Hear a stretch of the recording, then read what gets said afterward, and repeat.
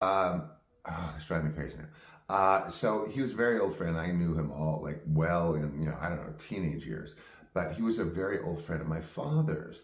And again, he and my dad had this jovial kind of thing about beating people up. I don't know.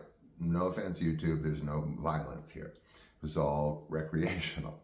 So Vic used to love to bring these like not shady characters, but very rough characters to my dad's apartment at the time. He had like 3 apartments on the street that I lived with my mother, my house, which is weird, like all within a block, bizarre, different periods of time.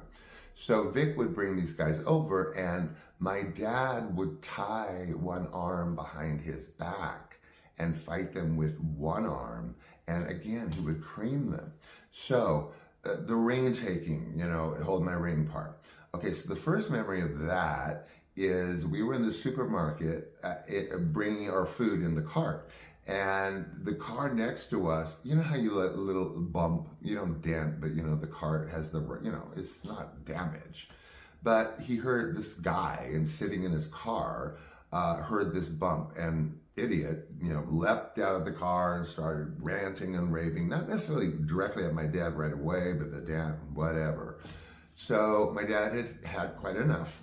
And he went up to the guy and he took his glasses off of his face and dropped them and smashed them. And then kind of looked at him. The guy, I have never seen anyone bolt so fast. I mean, he flew. I mean, the way he flew into the driver's seat was like out of, a comic book. So that was number one, the ring holding and watch out and whatever. There was a lumberjack kind of guy who was the boyfriend of some girl that my dad had tryst with, who was, of course, raging, came to him, and again, rings off, and he, again, creamed this, like, lumberjack guy. But he knew boxing perfectly, and he knew wrestling perfectly. So he could just sort of crawl around these bigger guys. Well, my dad was almost 6, foot, so